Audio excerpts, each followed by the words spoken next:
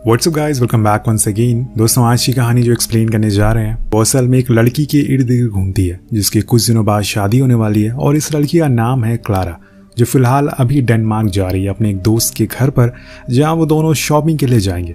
पर यहाँ हम क्लारा के चेहरे पर कुछ कंफ्यूजन देखते हैं। शायद वो अभी भी इसी सोच में है कि क्या उसे ये शादी करनी चाहिए या नहीं। पर उसे एक सही जवाब नहीं मिल पा रहा है, इसलिए अब वो लॉन्ग रूट को ले लेती है, अपना फेवरेट सॉन्ग को प्ले कर देती है ताकि वो इस बारे में कुछ ज्यादा ना सोचे। अब उसने जो फैसला कर लिया है अब वो उसे वापस नहीं ले सकती। लेकिन उसे ये नहीं पता कि वो अपनी शादी तक पहुंचेगी कि नहीं।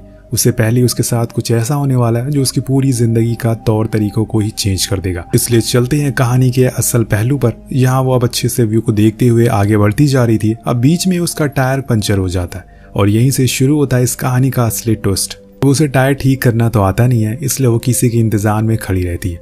अगर ये उस नॉर्मल रूट को लेती तो शायद उसे वहां कोई मिल जाता, पर इस रास्ते में बहुत ही कम लोग आते जाते हैं। लेकिन तभी एक क्रिश्चियन नाम का लड़का उसे मिल जाता है जो कि बहुत ही पोलाइट था। वो उसे बिना कुछ कहे उसकी हेल्प करने लगता है। तभी वो उसे बताता है कि तुम्हारी कार का इग्निशन भी खराब हो चुका है, इसलिए वो उसे भी ठीक करने में लग जाता है और लकीली वो उसे ठीक भी कर देता है।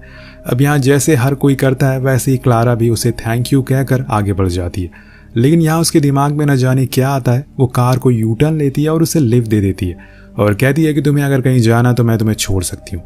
अब यहाँ सोचने वाली बात ये थी कि वो लड़का आया कहाँ से था। अगर उसके पास कार नहीं थी तो वो इतने लंबे रूट पर चलकर घर कैसे जा रहा था। ये सब सवालों के जवाब आपको कहानी के आखिर में मिलेंगे। अब इसके बाद क्रिश्चियन उसे अपने बारे में बताने लगता है, जैसे कि उसकी अभी कुछ दिन पहले ही शादी हुई है और वो डेनमार्क शिफ्ट हो रहा है, इसलिए वो उसी तरफ जा रहा था। या वो बहुत ही अच्छे से बातें करता है जिस वजह से क्लारा भी उसके साथ कंफर्टेबल हो जाती है और बहुत सी बातें उससे शेयर करती है। लेकिन जैसे जैसे ये धीरे धीरे आगे बढ़ते जा रहे थे, क्रिश्चियन का धीरे धीरे करके बिहेवियर बदलने लगता है, उसका अंदाज भी बदलने लगता है और ये चीज़ क्लारा समझने लगती है।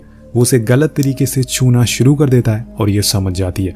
इसलिए वो किसी सही मौके का वेट करने लगती है ताकि वो इस कार से बाहर निकलने का मौका ढूंढना शुरू कर देती है। अब एक टर्न आता है और तभी उसकी नज़र क्रिश्चियन के सीट बेल्ट पर पड़ती है जो कि उसने नहीं लगाया था। वो उसी टर्न पर कार को मोड़ देती है जिससे कि वो जाकर एक खाई में गिरती है। अब यहाँ दोनों बहुत ही बुरी तरह से चोटिल हो जाते हैं। लेकिन यहाँ हम देखते हैं कि क्रिश्चियन कार के बाहर गिरा हुआ मिलता है, लेकिन उसकी हालत ठीक थी। पर क्लारा जो कि कार के अंदर ही थी, उसका एक पैर जो कि सीट के नीचे अटक चुका था, उसे बाहर निकल पाना बहुत ही मुश्किल हो चुका था। इसलिए वो मदद के लिए चिल्लाना शुरू कर देती है। लेकिन तभी क्रिश्चियन उसके पास आता है। अब आपको लग रहा होगा कि वो आएगा, क्लारा को बाहर निकालेगा और उसके साथ कुछ गलत काम करेगा, लेकिन असल में होता नहीं है ऐसा। उसके इरादे कुछ और ही थे। उसे क्लारा को ऐसे दर्द में देखकर बहुत मजा आ रहा था, इसलिए वो उसे वहीं मरने के लिए छोड़कर चला जाता है। अपनी कार के बाहर गर्दन निकाल कर चिल्लाती रहती है, लेकिन उसकी आवाज वहां सुनने वाला कोई नहीं था। उसके जाने के बाद अब वो बेबस हो जाती है कि आखिर वो करे तो करे क्या। वहां हम उसकी साइड पर एक नदी को बहते हुए देखते हैं, जिसका मतलब ये है कि वहां से जरूर कोई गुजरेगा, लेकिन वो कब गुजरेगा ये तो हमें पता नहीं है। कुछ ही समय के बाद रात हो जाती है और रात ऐसी जगह पे गुजारना इतना आसान नहीं है जितना दिखाया जाता है। सबसे पहली प्रॉब्लम थी ठंड, जो कि अब बढ़ चुकी थी। और यहाँ पर लकीली क्लारा की कार में हीटर होता है, तो वो उसे ऑन कर देती है जिससे ठंड से थोड़ी राहत मिल जाती है। इसके बाद वो अपने बैग को खोलती है जिसमें उसे एक हुडी भी मिल जाती है जिससे वो पहन लेती है। लेकिन इतने में काम नहीं चलने वाला था, क्योंकि ये अभी जिस जगह पर फंसे हैं वो एक जंगल है और यहाँ पर रहते हैं खूंखार जानवर जिन्होंने क्लारा की स्मेल को सूंघ लिया होगा और वो किसी भी समय इनके पास आते होंगे। इसलिए क्लारा फौरन कार की हेडलाइट को ऑन कर देती है ताकि वो रोशनी को देखकर थोड़ा दूर रहे। लेकिन क्या ये आइडिया आपको सही लगा? क्योंकि रोशनी को देखकर उसकी ही तरफ और ज्यादा वो अट्रैक्ट होंगे। अब इसी तरह से डर में पूरी रात गुजर जाती है और सुबह हो जाती है। यहाँ सबसे पहले उसका सामना होता है कुछ चींटियों से जो उसके ऊपर ही चढ़ रही थी, इसलिए वो सबसे पहले तो उन्हें ऊपर से हटाती है। इसके बाद वो अपने साथ लाए पानी को पीती है, लेकिन उसकी बदनसीबी है कि आखिरी पानी की बोतल उसके पास ही बची हुई है और खाना तो वो कब का खा चुकी है, इसलिए अब उसे क्या करना है उसे खुद पता नहीं है। अब ऐसे ही समय बीतना शुरू हो जाता है और रात से सुबह हो जाती है और सुबह से शाम, लेकिन उसे कोई होप नहीं दिख रही थी। उसने गेट खोलने की बहुत कोशिश करी, पर आगे गेट खुल भी गया तो कुछ नहीं हो सकता, क्योंकि उसका पैर तो सीट के नीचे ही फंसा हुआ है। अब या तो कोई आकर उसके सीट को हटाए या फिर उसके पैरों को काट करके अलग करे, या उसे खुद ये काम करना होगा जिससे वो फ्री हो सके। लेकिन उसके पास इतनी हिम्मत नहीं है कि वो ये कर सके।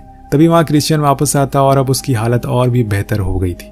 ऐसा लग रहा था कि किसी ने उसका इलाज कर दिया। वो आकर स्माइल करते हुए उसे गुड मॉर्निंग कहता है, पर यहाँ क्लारा तो अलग ही गुस्से में थी। वो उसे खरी खोटी सुनाने लगती है और वो उसे बताता है कि उसे पास में ही कॉटेज मिल गया, शायद उसमें रहने वाले लोग कहीं बाहर गए, इसलिए वो खा लिया और मैंने वहीं अपना स्टे कर लिया। अब वो अपने साथ कुछ खाना भी लेकर आता है, क्लारा को देने के लिए नहीं बल्कि खुद उसके सामने बैठकर खाने के लिए, ताकि वो और तड़पे। और यही उसके साथ भी हो रहा था। उसके बीते 3 दिनों से कुछ खाया नहीं था और यहाँ उसके सामने ही बैठकर वो खाना खाकर वो वापस चला जाता है। उसे देखकर क्लारा का गुस्सा और बढ़ता जा रहा था। उसके जाने के बाद क्लारा को कार में एक पर्स मिलती है, जिसे खोलने पर उसके अंदर क्रिश्चियन का डीएल, उसे कुछ लेटर और फैमिली फोटो भी मिलती है। यानी कि इस इंसान का एक पूरा परिवार है, लेकिन वो किसी के साथ ऐसा कैसे कर सकता है, ये बात क्लारा को खाई जा रही थी। शायद उसे किसी तरह का मेंटल डिसऑर्डर है, क्या पता उसने ऐसे कई लोगों के साथ कर चुका होगा। अब आ जाती है दूसरी रात, जिसको काटने के लिए क्लारा को कुछ अलग करना होगा। वहाँ आसपास कुछ हिरन घूम रहे हैं, जिन्हें ढूंढते ढूंढते यहाँ पर आ सकते हैं। तभी उसे डैशबोर्ड पे एक लाइटर मिलता है, जिसे वो पास में ही पड़ी हुई कुछ लकड़ियों में आग लगा देती है, जिससे कि उसे थोड़ी गर्मी मिल सके, क्योंकि अगर वो ज्यादा देर तक हीटर जलाएगी तो बैटरी खत्म हो सकती। लेकिन यहाँ आग की वजह से उसके ऊपर कुछ चूहे दौड़ने लगते हैं और वो उसे बहुत ही ज्यादा परेशान हो जाती है। उसके गुस्से का पारा इतना ज्यादा बढ़ गया था कि वो एक चूहे को हाथों से पकड़ लेती है और उसे अपने हाथ में ही कुचल देती है। अब इसके बाद वो क्या करेगी वो तो आपको पता चल गया होगा। उसने पिछले 4 दिनों से कुछ खाया नहीं है और ऐसे में उसके पास चूहों को खाने के अलावा कोई और चारा नहीं है, इसलिए वो उसे ही खा जाती है। जी हाँ, आपने सही सुना, जब इंसान को भूख लगती है तो वो किसी चीज को भी नहीं छोड़ता, अब चाहे वो भूख पैसे की हो या फिर खाने की। एक और सुबह आती और यहाँ पे इतने दिनों बाद क्लारा को एक होप दिखाई देती है, यानी कि उसे कुछ दूरी पर अपना फोन दिख जाता है। वो एक लकड़ी की मदद से उसे अपनी तरफ करती है, लेकिन अगर इतनी जल्दी सब कुछ ठीक हो गया तो कहानी में मजा नहीं आएगा।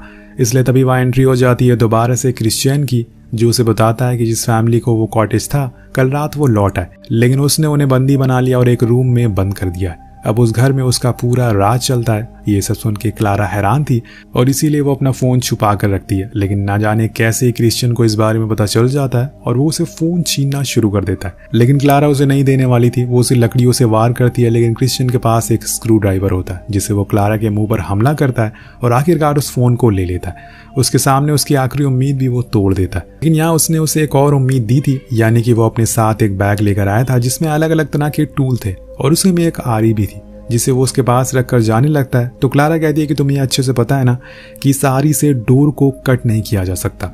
तो वो कहता है कि हाँ मुझे पता है, लेकिन मैंने इसे गेट को काटने के लिए नहीं बल्कि तुम्हारे पैरों को काटने के लिए दिया है, ताकि तुम उसके बाद फ्री हो जाओ। लगता है ये बंदा रॉन्ग टंग वाले 3 फिंगर का बहुत बड़ा फैन है। लेकिन यहाँ अब क्लारा के पास कोई चारा नहीं बस, इसलिए वो एक कदम उठाती है। अब किसी आम इंसान के लिए खुद के हाथों से खुद का पैर काटना इतना आसान नहीं है, और इसी वजह से वो हार जाती है और इरिटेट होकर उस आरी को फेंक देती है। कुछ समय के बाद अंधेरा हो जाता है और यहाँ पर क्लारा के लिए आज 9वीं रात है। इससे पहले उसने कैसे दिन काटे होंगे उसे ही पता है, लेकिन अब उसके पास पानी खत्म हो चुका है और इसीलिए जैसे सभी लोग मुसीबत में करते हैं या फिर कई दिनों से प्यासे होते हैं तो वो भी यही करते हैं। क्लारा अपना यूरिन पी लेती है और इस तरह से वो अपनी प्यास बुझाती है। कुछ देर बाद तेज बारिश होना शुरू हो जाती है, जो उसके लिए एक अच्छा संकेत थी। वो पानी को इकट्ठा कर सकती थी। तभी वो रेडियो ऑन करती है, जिसमें बताया जा रहा था कि आसपास जितने भी रोड हैं उन्हें बंद कर दिया गया है, क्योंकि तेज बारिश की वजह से रोड ब्लॉक हो चुकी हैं। इसलिए जितने भी लोग कार ड्राइव कर रहे हैं वो या तो घर चले जाएं या फिर लॉन्ग रूट को फॉलो करें। अब वो इसी उम्मीद में बैठी रहती है कि तभी ऊपर वाला उसकी सुन लेता है। वहाँ एक कार आकर रुकती है और एक आदमी टॉर्च लेकर नीचे आ रहा होता है, और यहाँ क्लारा देखती है कि वो असल में कोई और नहीं बल्कि क्रिश्चियन ही है। जब क्रिश्चियन पास आकर देखता है तो वो हिलडुल नहीं रही थी, इसलिए वो कार के अंदर घुसता है और उसे छूने की कोशिश करता है। लेकिन तभी वो जाग जाती है और उसके गले को पकड़ लेती है, और उसने पहले से अपने पास एक नुकीली लकड़ी रखी हुई थी, जिसकी मदद से वो उसके गले पर वार करती है और उसकी कीज को ले लेती है, ताकि उसके ऊपर खड़ी हुई कार को वहां से आते जाते कोई देख कर या नीचे आ जाए। उसने उसकी कीज नदी में फेंक दिया था और अब क्रिश्चियन के पास कोई ऑप्शन नहीं बचता, इसलिए वो भागते ऊपर जाता है। लेकिन तब तक वहां पर एक शेरिफ की कार आ चुकी थी। वो आसपास देख ही रहा था कि तभी उसके पास क्रिश्चियन पहुंच जाता है। उसे झूठ कहता है कि उसकी कार खराब हो गई, इसलिए अगर वो उसे लिफ्ट दे दे। हालांकि वो पुलिस वाला अगर थोड़ी देर वहां रुकता तो शायद क्लारा को ढूंढ लेता, लेकिन ऐसा हो नहीं पाता। वो नीचे ही चिल्लाती रह जाती है, लेकिन यहाँ ऊपर वाला उस पर मेहरबान हो जाता है। अब यहाँ बारिश तेज होने लगती है, जिस वजह से उस जगह पर उसकी कार फंसी हुई थी वहां पर पानी भर जाता है, और कीचड़ की वजह से उसकी कार घसीटते हुए उस पास वाली नदी में जा गिरती है, बहना शुरू हो जाती है। और ऐसे झटकों की वजह से क्लारा का पैर बाहर निकल आता है। अब वो दूसरे साइड वाले गेट को खोलकर बाहर निकलने की कोशिश करने लगती है। इसमें उसे कामयाबी भी मिलती है। वो पहले तो लकड़ी की मदद से ऊपर जाती है। यहाँ से वो चलकर एक घर के पास जाती है जहाँ पर अंदर किसी के चीखने चिल्लाने की आवाज आ रही थी। असल में ये वही घर था जिसके लोगों को क्रिश्चियन ने बंदी बनाया था।